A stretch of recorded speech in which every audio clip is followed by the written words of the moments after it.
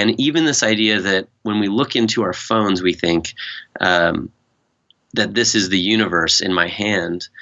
I also just sometimes look up and think this is the universe right in front of me. There's so much more substance right in front of me everywhere I turn that to look into the phone for those answers isn't always a good thing. And finding a balance, again, between what my devices can do for me, how it can connect me with the world and other people and information, that is a really powerful thing. But I can also do that by just focusing on the world around me, the physical world, the people, and the connections that I have that are present as opportunities. Maybe this is the key takeaway, is choosing for myself the balance that I want to strike between the two. Welcome to Digital Mindfulness. I'm your host, Lawrence Sampofo. Today on the show, we're here with Steve Selzer, design manager at Airbnb. Steve is passionate about human-centered design and building products that enhance the human experience. You should listen to this show if you want to understand how to embrace friction in your digitized life, how friction can also bring opportunities for personal growth and serendipity, and the importance of confrontation online. But first of all, welcome to Digital Mindfulness. For over 3 years now, we have brought you the best teachers and thought leaders to teach you how to be your best self in a hyper-connected world. If you're new to our show, then the best place to find out much more about us is to visit digitalmindfulness.com/start, which has a collection of some required listening podcasts where we discuss everything from becoming more focused to habit building, cyberbullying, and much, much more. Okay, enjoy the show with Steve Selzer. Steve, welcome to Digital Mindfulness. It's an absolute pleasure to have you on the show today, and I'm really looking forward to our conversation and sharing that with the audience. So, yeah, welcome to the show. Thanks, Lawrence. It's great to be on the show. So, Steve, introduce yourself to the audience, if you would, and just tell us more about how you came to be working in this space of UX, but also how you came upon the idea of reducing the amount of friction in our digital experiences. Yeah, so I'm a design manager at Airbnb, and prior to Airbnb, I worked at Frog Design as a creative director. Frog is a consultancy, and one of the advantages of working in a consultancy was that, I was exposed to a lot of different kinds of problems, a lot of different kinds of companies and organizational structures and perspectives and points of view, and, seeing kind of the differences between companies that were driven more by business metrics versus companies that really did want to create new value for their customers, and really look for new opportunities to do that. When I joined Airbnb, I joined because I think what we're doing here is really, it's beyond the digital. It's actually the digital world in service of the offline experience. And that was really exciting for me. To be completely frank, I kind of started to get bored with thinking about how to create really great digital experiences. What I was really looking for was how can we leverage these great technologies and digital experiences in service of really great offline experiences out there in the real world, interacting with real people, and just kind of getting back to basics, I guess. And so, maybe that's a reflection of my values, or something, where I'm at in my life personally, that I'm really trying to, cultivate these things that happen out there in the real world. And so inevitably that shows up in my work every day. So one of the things you mentioned there is, how this is more a reflection of your values and how you love working with, digital to support these offline experiences. So, one of the things that really drew me to your work was this article about human-centered design, and particularly how friction you described needs to be designed back into our digitized experiences. And I'm wondering if you can just talk a little bit more about that, what you meant by that, and why it's so important.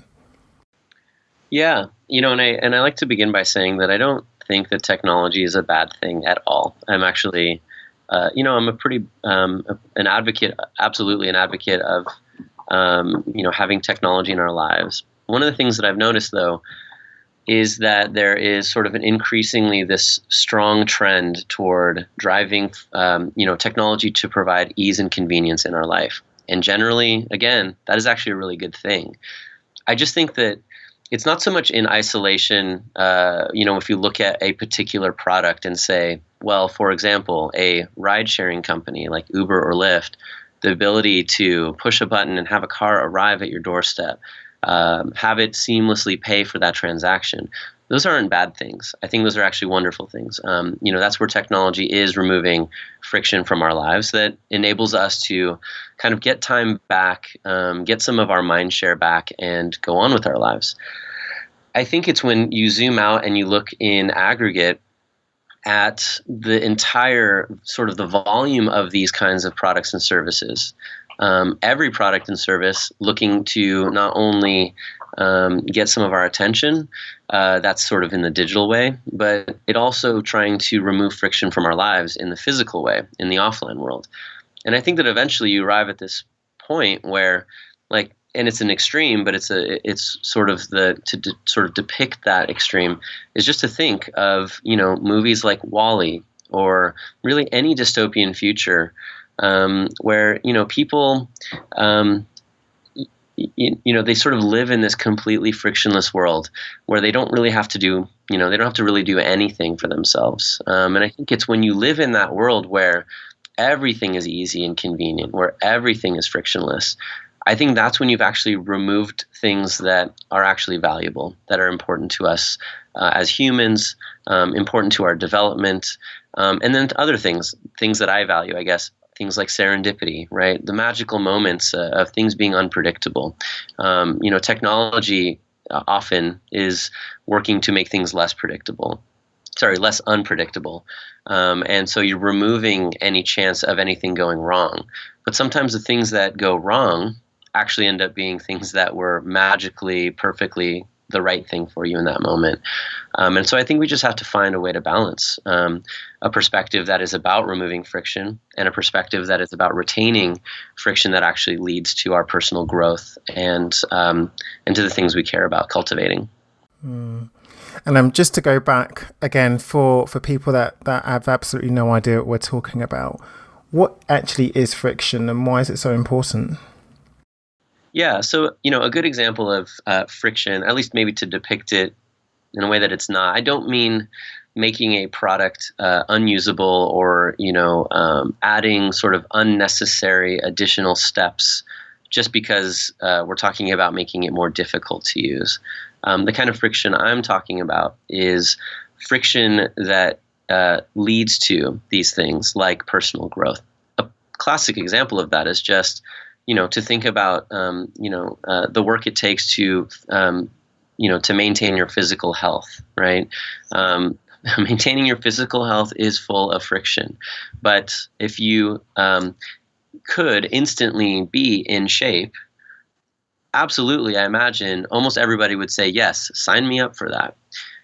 In fact, I was at a talk. Somebody came up afterwards in the Q&A and asked me, sort of challenging this point of view and said, well, if I could take a magic pill, and be in shape instantly right now, why shouldn't I do that? And I said, that's not actually what I'm not suggesting that you shouldn't do that.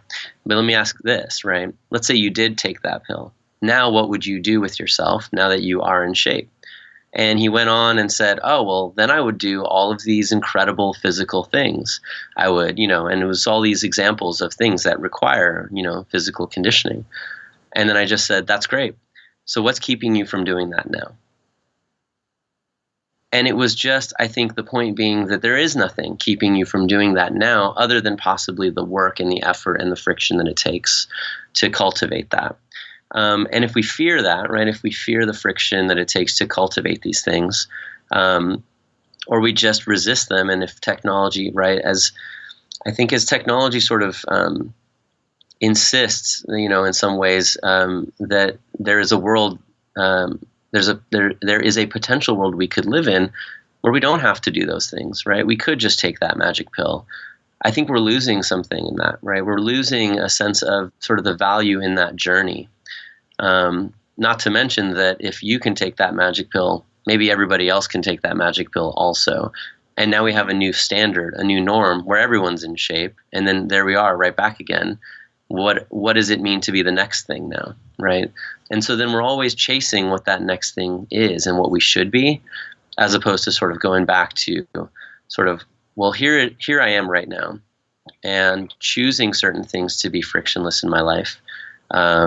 Choosing to adopt products and services that make my life easier, but also taking a moment and asking myself, what are the things that I don't necessarily want to be easy in my life, that I want to work for, I want to work towards.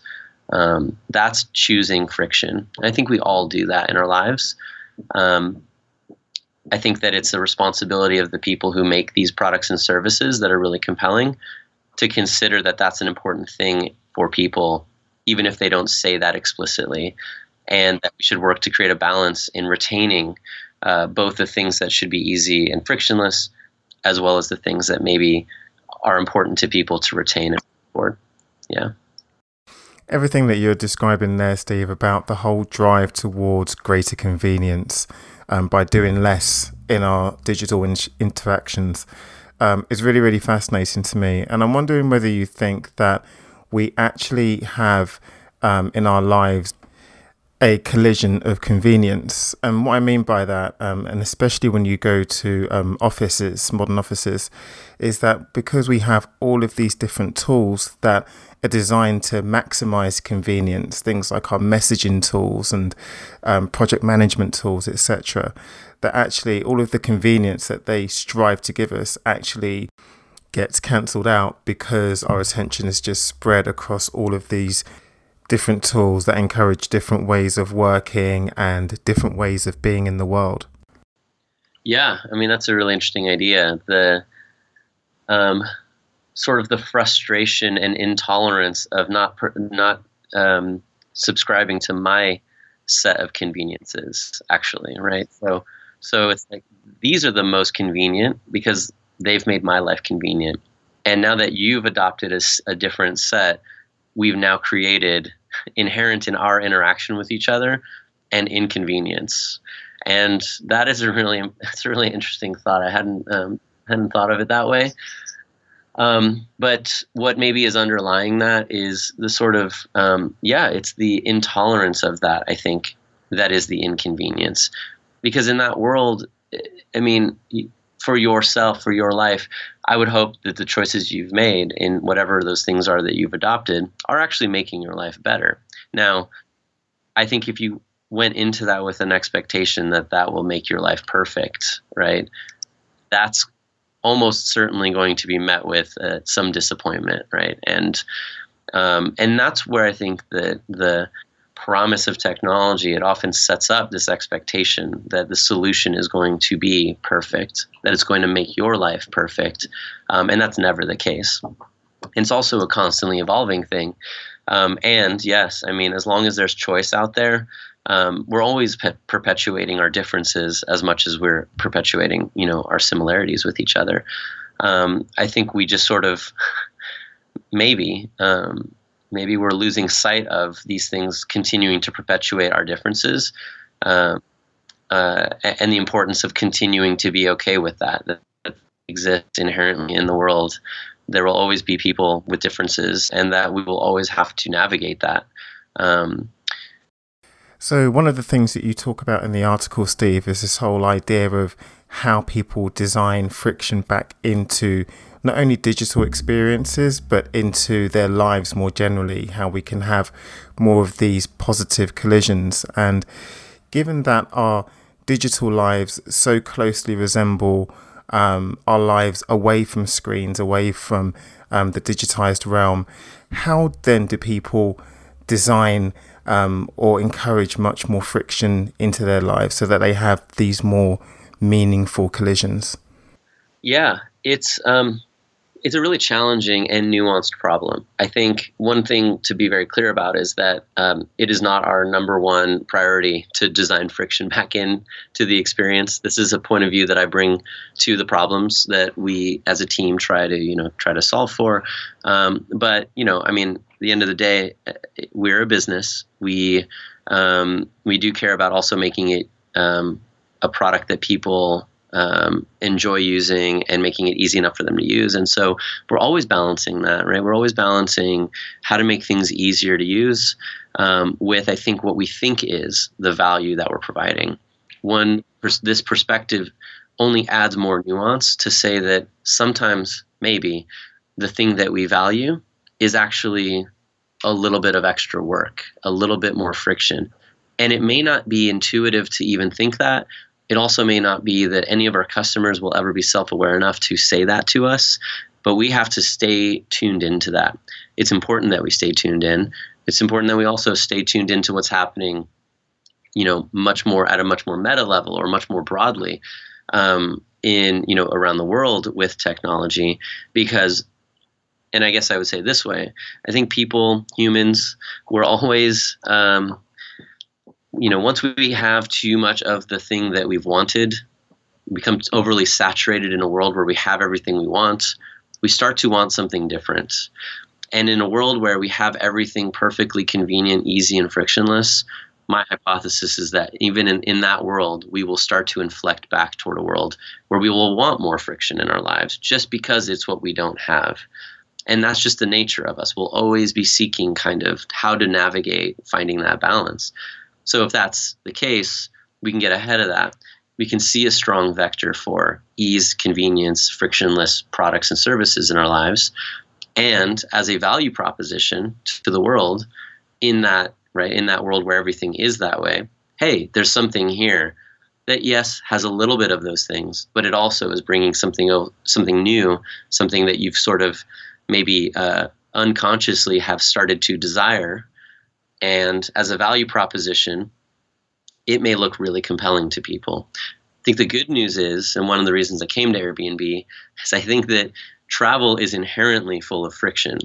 It's inherently challenging because you're getting out of your element. You're going somewhere new, unknown, and at every turn discovering not only new things about the world, but also, at best, I think you're discovering things about yourself.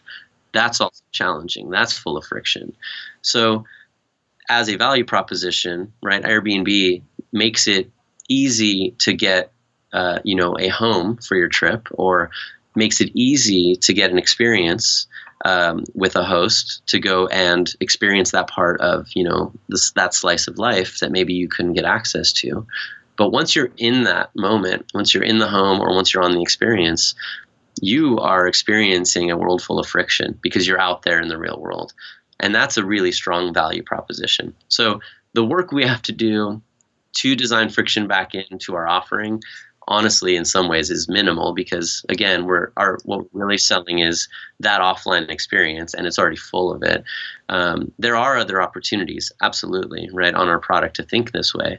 But I also am sharing these perspectives because I believe there are so many other products that are just digital, or are digital in service of an offline experience, where they believe, and it's inherent in their product offering, that the best version of that experience is one in which there is no friction. I think a good example of that, and it's nuanced, but I think a good example is when we think of ride sharing. So there absolutely is, right, a mission there to make it work. Just get in a car and go, and have no problems with that. But both Uber and Lyft, for example, have introduced a carpooling, offering, and that is inherently introducing friction, right? You sit in a car with strangers, and we can either facilitate connection in that environment, or we can try to drive it to be more and more frictionless, right? We can continue to isolate individuals even though they're physically in the same space, or we could drive them to interact and facilitate those connections and possibly strengthen communities, because now you have people interacting and sharing ideas and perspectives in an environment that doesn't last very long. I mean, the experience is only as long as your ride, and yet it can be incredibly fulfilling when it does work out. What led you to even think of this? Like, again, in working in the heart of the technology community, was it something that was going on in your life that kind of made you kind of take stock and look around and think, actually, what the world actually needs is more of this, or was this even before you came to Airbnb? Yeah, I mean, absolutely before I came to Airbnb. And um, I think it absolutely is also a function of where I was in my life, or even still am. I think I have for many years, I've been focused on developing as a person, as my own person. I am afraid of challenging things, just as anyone else may be, and I've been working to confront those things and work through them. I think as I focused on myself, I've also empathized with everybody that I've encountered who is working toward these things. I've also been really tuned into how, and I guess really sensitive to, I should say, how some of these products in our lives are actually working to our disadvantage as we try to work toward cultivating ourselves. And I know this because that's what was happening to me. And I've experimented. I've experimented with, one idea of just getting out of your element, putting yourself in situations that are uncomfortable. Now, I don't do that all the time. I mean, I have only so much capacity to do that, but I have started to appreciate it. And actually, I'd even say I sometimes enjoy it. I enjoy the feeling of being like, okay, there it is. There's the moment. I am totally uncomfortable right now.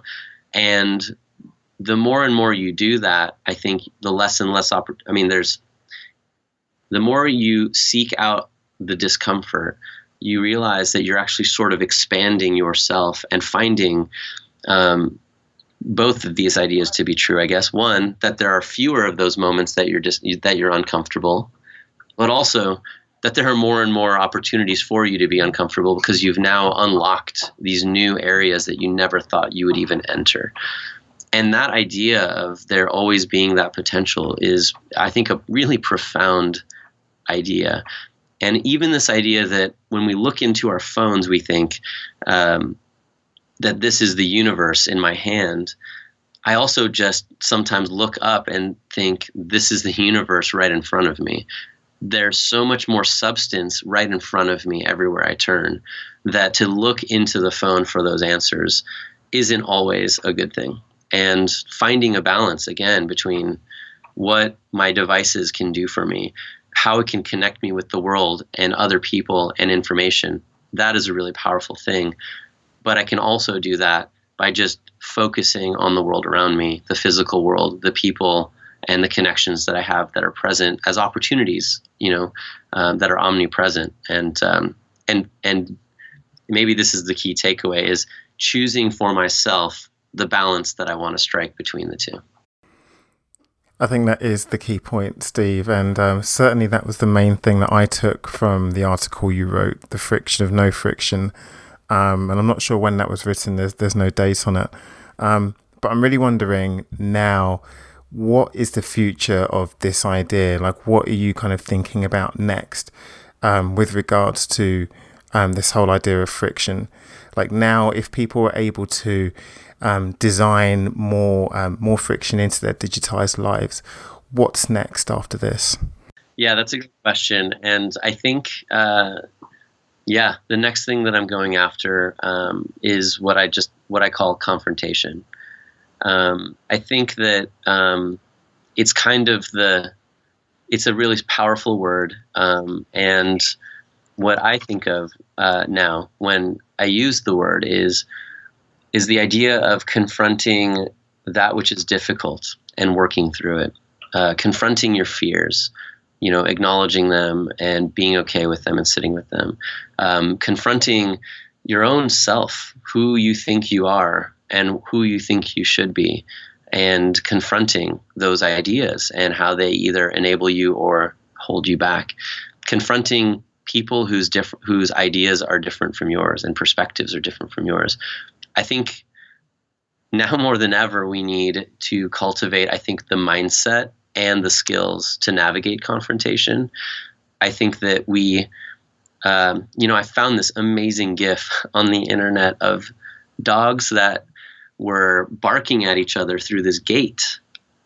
and they're just going at it, but sort of because they're protected by this iron gate, they're just, barking. Well, what they're not realizing is, and in the GIF, it's unfolds that this gate is actually opening. It's one of the sliding gates. And as the gate opens and opens the opportunity for the dogs to actually face-to-face encounter each other, no gate in between them, they stay behind the gate as if it's hardwired instinctually to always stay protected, even if, right, it's only an illusion. That protection is an illusion in this moment. And I think about the internet as an incredible example of that protection. We can confront each other with strong language and strong points of view so easily, and we can, create conflict and not ever take responsibility for the resolution of them, because the internet and the technologies that are enabling us to connect and communicate are also giving us this illusion that we are safe and okay and protected, and at worst validated and justified in being able to project these ideas almost as if there's no consequence. And I guarantee that if these people who had these kinds of conversations did that on the other side of the gate, the open part of the gate, it would either escalate very quickly to conflicts that I think that we all would want to avoid. And in the end, deep down, I don't think that we want to cultivate these sort of ideas. And yet I think that that's because we have, I don't know that, maybe we've never really had the best mindset and skill set to navigate these kinds of things, but maybe that's something we need to continue to cultivate. We need to work toward, as opposed to somehow resign to the fact that that's just our nature and we'll never never be beyond that. And there's so many other really amazing and interesting people talking about this stuff right now. And so for me, as I think about going into this space, one source of friction to bring back into our lives is confrontation. But I want to understand, how do we do that? How do we do that? Not just in the cultivation of ourselves in the offline world, but how do we use all these incredible technologies, products, and services to help us develop that mindset and skill set?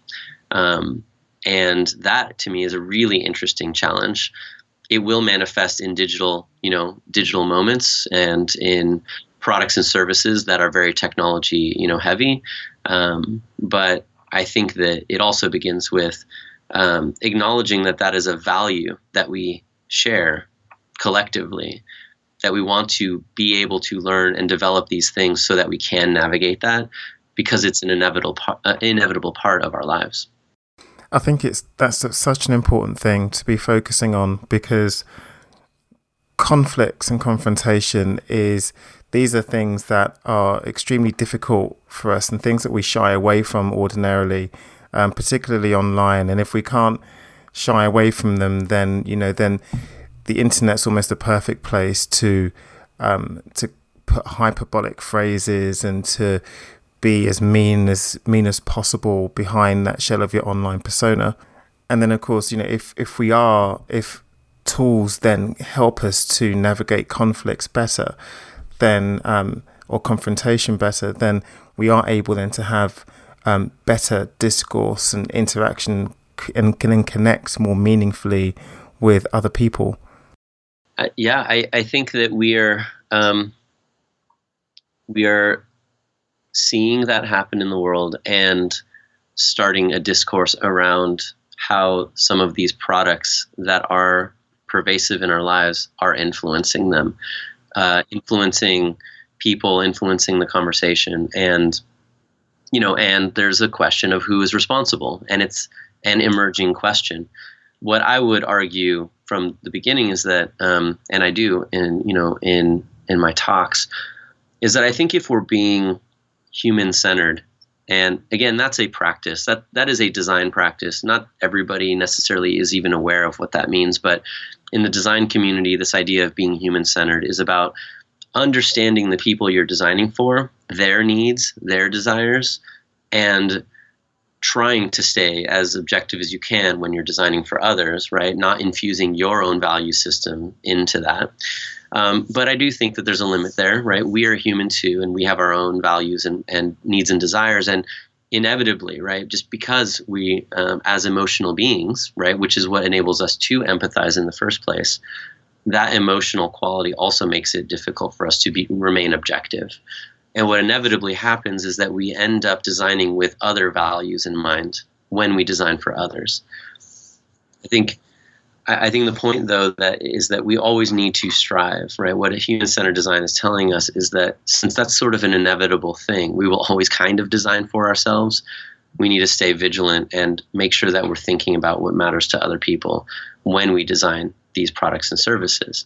Now, that said, you could extrapolate even further. I don't know, human-centered, you could say humanity-centered. Now, that's taking on sort of a level of saying that there are certain values that all of humanity cares about, and that we should always be perpetuating those values when we think about the products and services we create. So if anything, it sort of challenges these whatever fundamental humanity-centered needs and desires, or fundamental needs, that we need to check ourselves, right? We're all responsible for that because we're making decisions every day, every minute of every day, that are perpetuating these really powerful and pervasive things in our lives. And those things are absolutely skewing our lives one way or another. So whose responsibility is it? I mean, I would just say that it's probably everyone's responsibility. And if we're not aware enough to, or if we're not ready to assume that responsibility, that's okay. But we need to start talking about, and maybe it begins with that question of just whose responsibility actually is this? It's easy to think that it might not be mine and that somebody else is taking care of it. But, all of us are the ones who are putting products out there in the world that are changing behaviors and changing mindsets and changing our lives. Steve, you gave a couple of examples of different products and how they're kind of introduced into the world, and to the extent to which they either encourage or discourage friction. But for those people who are particularly taken with these ideas that you're talking about, how would you recommend then that they go about I guess putting in more friction, more meaningful friction into their lives in an increasingly digitized world? I think over time, people will become more and more sensitive to it, and more it'll feel more intuitive. But I think the question you can ask yourself is this decision to remove friction and get good at identifying what friction looks like in your product. But when you are looking to remove it, just simply ask yourself, what do we lose when we remove this friction?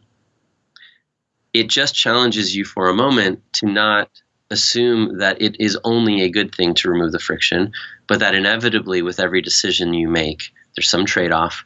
And often the trade-off with removing friction is that you might actually be removing something else. Just take a look at what that is and make the value judgment that that is an okay thing to lose in service of something a little bit easier, more convenient. I think about, and these are there's so many examples of this all over the place in our lives, but thinking about, for example, modern cell phones have enabled us really to not have to memorize phone numbers. You might argue that that is a good friction that was removed, a friction that was okay to remove, right? Not having to remember these things. The consequence, though, is that was just one of many things that we used to remember. And our minds as memory machines, right, practiced, even if only a little bit, when we were remembering a number and recalling it. It was using that part of our brain. Well, as you remove that friction, and then you remove it across the board, we're essentially saying that we don't think that it's important for people to have to remember these kinds of pieces of information. But it's possible that by not having to remember even the minutia of these things, we're actually now starting to lose a skill of memorizing things, remembering things. And now that begs the question, was that something that was valuable for us to retain? And, if I push this a little bit further, I would say that it is interesting that there are behaviors like, we all have incredible phone cameras in our phones. So incredible that the images that you take can almost be more incredible than the real life thing in front of you, especially when you think of portraiture, like portrait photography. Sometimes the images come out looking so incredible. And yeah, the person right in front of you is also, like, is the subject in that photograph, but the photo and the lighting and the effects you can apply, that's a really compelling thing. But that said, you also see when people travel or when they're at Disneyland or wherever they are in their life, stopping to capture moments and are almost experiencing their life through the screen. They're not even actually experiencing what's in front of them. They're so compelled to capture this now for possibly the reason being that what I take a photo of could actually end up looking like a really incredible an image or a video of this moment. It may enable me to tell this story about the life that I live, the person that I am. And there's also maybe possibly a failing memory here. I want to remember this moment. And so I'm going to take pictures of it so that I can recall it more easily. In that world, though, right, I won't make the strong value judgment that that's necessarily a bad thing. But look at that, right? And think about all of the aspects of that. Which ones do we think are okay? Which ones do we want to work toward to maybe now correct? That's the question to ask yourself. It's the question I ask myself all the time. And I think ultimately as a practitioner, though, I think one of the things you have to definitely balance is that you can maybe get stuck in this sort of thought cycle and realize that I can't do anything without some consequence. And in the end, it is important to put products and services out there in the world. I think it just takes a moment of pause, to reflect on the trade-offs. And if we all do that and we all balance a point of view that is, yes, we believe this is a good thing for the world. Yes, it's good for our business. With maybe we shouldn't do it completely like that. Maybe we need to tweak this one thing and leave a little bit of that friction in. If we balance that conversation, I think we may start to see at scale hopefully a more balanced world of products and services in our lives. Steve, unfortunately, we've come to the end of the interview. Where can people find out more about you and your work and connect with you? Yeah, my Twitter account is probably the best place. It's at Steve Selzer. And I've been a little bit quiet lately. There are some really interesting people out there that I'm going to start to share some of their thinking as well, if even only for selfish reasons, as I'm trying to cultivate this next point of view around confrontation. But that's where you can find me. And I would encourage anybody else who's interested in this subject to dig. I think there's a lot of people out there. Tristan Harris is one who has been pretty vocal as a sort of a design ethicist, but many more. And I'm trying to meet all these folks as well and start to and develop a point of view so that we build a sort of a balanced perspective out there. As the technology field inevitably is going to continue to forge ahead, we want to do that responsibly. Well, Steve, thanks so much for spending your time and sharing your wisdom with us. It was a really fascinating talk. Yeah, thank you, Lawrence. It was a pleasure.